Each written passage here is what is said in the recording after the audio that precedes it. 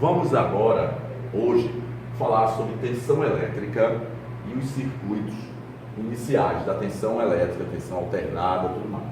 Então, a tensão elétrica é a quantidade de energia, certo, entre dois pontos de um circuito, certo? A sua unidade de medida, olha, a sua unidade de medida é dada em volts, certo? A tensão elétrica aqui no Recife, veja, a tomada da rede elétrica do Recife, essa tomadazinha, né, que a gente tem, que chama-se 2P mais T, temos do tipo TUG, do tipo TUI. Essa tomada, um lado é a fase, o outro lado será o neutro, correto? Aqui no Recife é de 220 volts.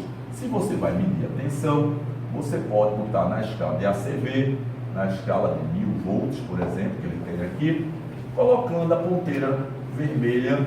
Você pode botar a ponteira vermelha ou preta em qualquer um dos dois lados, pode ser a vermelha aqui ou do outro lado, porque não tem polaridade definida. A tensão alternada a gente pode inverter, certo? E essas tomadas, como eu falei, a TUG, ela é apropriada, essa tomada simples que a gente usa em casa, até para correntes menores que 10 amperes. Mas na prática eu uso isso até 2 no máximo. E tem a TUI, que estão tomadas também 2P mais T, com diâmetro maior, aqui os orifícios, para correntes maiores que 10 amperes. Tudo bem, certo? Então agora vejamos o seguinte: a tensão alternada, que a gente sabe, aqui ó, a tensão alternada presente na rede elétrica é do tipo senoidal. Esse termo aqui, senoidal, vem porque ela tem uma forma de onda, certo? A gente vê isso aqui no osciloscópio, certo? O osciloscópio é o equipamento que dá a condição de a gente visualizar o fluxo de elétron, como ele se comporta no circuito.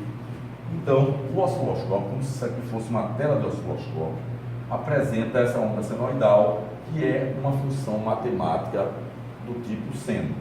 A tensão senoidal, certo? Aqui a gente chama de eixo zero e aqui o vertical. Então, quando ela apresenta, sobe e desce, temos a tensão e tensão subindo. Então, ela inicia no zero, aumenta, vai até um valor. Esse valor máximo aqui, certo, é de aproximadamente 310 volts de pico. Volta para o zero e vai 310 volts de pico. Observe, pessoal, que a gente aprendeu que a tensão alternada era de 220 volts AC, chamada eficaz ou RMS. Como é que está dando 310? É porque 220 é exatamente a tensão eficaz. É um valor, uma parte dessa tensão que é considerada tensão eficaz, correto? Agora sabemos que o osciloscópio vai marcar a tensão de pico. Então, tensão de pico é do eixo até em cima a tensão de pico. E para baixo também tensão de pico. Quando você vê no osciloscópio de ponta a ponta, chama-se tensão pico a pico. Então, tensão pico a pico, se é 310 para cima, 310 para baixo, a voltagem PP aqui seria de aproximadamente 620 volts aproximado, correto? Veja o que acontece na tensão alternada. Na tensão alternada, como ela varia com o tempo, ora os elétrons estão indo no sentido do semiciclo positivo e ora estão indo na parte inversa do semiciclo negativo, muda o sentido do fluxo de corrente. Por isso que se diz que a tensão alternada ela varia de valor, ela vem de 0, 50, 100, 150 tal, vai até 310, depois vai diminuindo até 0 de novo e muda de sentido o fluxo dos elétrons. Então ela faz essa mudança continuamente.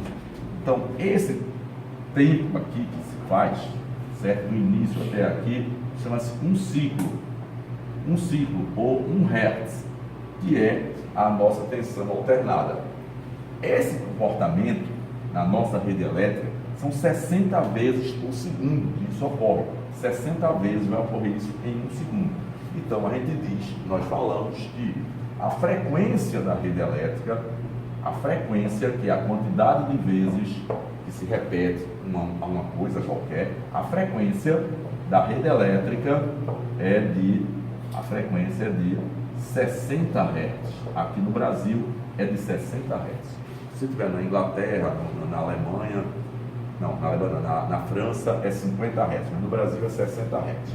Então temos a tensão alternada, que varia de valor e de sentido, fluxo de elétron, e sabemos que aqui é o semiciclo positivo e negativo.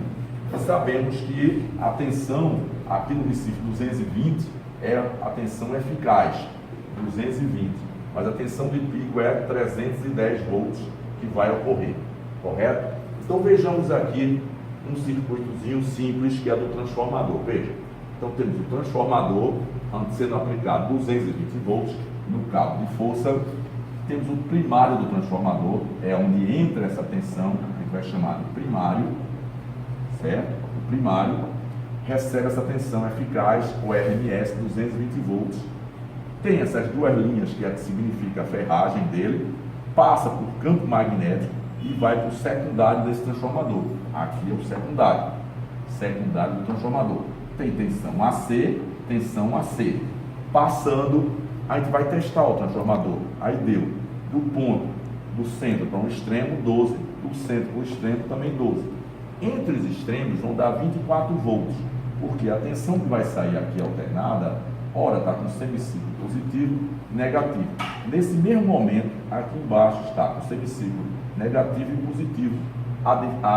Estão defasados de 180 graus, dando 24 volts. Você deve botar a mão no transformador, se ele não estiver com nada ligado, ele deve ficar com a temperaturazinha morna. Se ele estiver quente, ele já está com defeito. Mesmo que apresente tensão, ele não pode esquentar sem carga. Esse é um bisuzinho para vocês. Vamos fechar aqui agora com um resistor. O resistor fechou o circuito. Então vai ter corrente num sentido e no outro. Porque exatamente a corrente alternada, o ACA, os elétrons fazem um sentido e retornam esse sentido. Isso porque temos aqui, olha, a ciclagem, a frequência aqui, que é o semiciclo positivo, os elétrons têm um sentido e quando inverte no outro.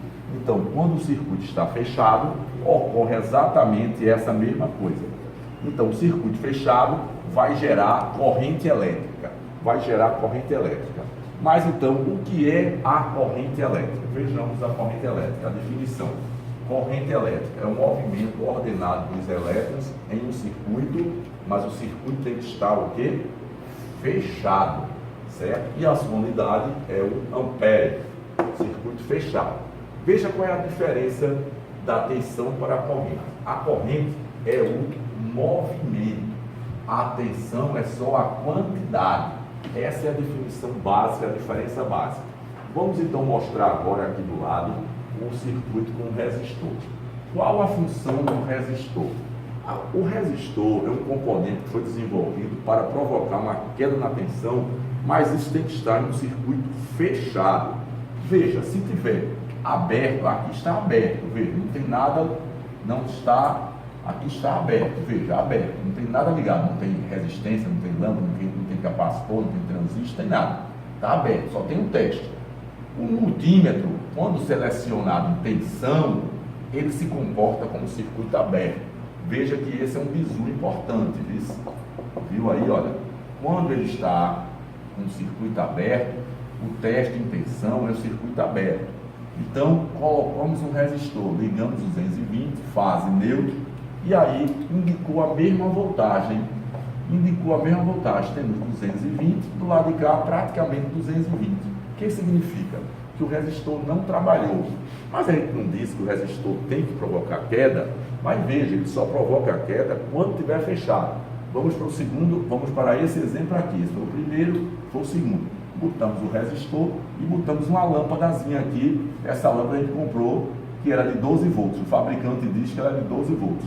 Calculamos o valor do resistor e colocamos. Aí aqui temos 220 e aí o resistor agora vai reduzir a tensão. A gente mediu agora novamente em tensão e encontramos 212 volts. Então o resistor pegou 220 desse lado e só deixou passar 12.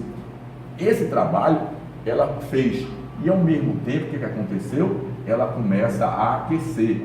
Tudo bem, mas ela fez o papel dela, que é de reduzir a tensão, certo? Então, lembre-se sempre que o resistor se opõe à passagem da corrente porque o circuito está fechado. Porque aqui dentro da lâmpada tem um fiozinho que liga. podia ser uma lâmpada, um motor, qualquer coisa. Então ela deu essa queda. Já aqui que o circuito está aberto, tem também, é a mesma resistência, mas não provoca queda porque o circuito está aberto. Certo? Então, obrigado por hoje.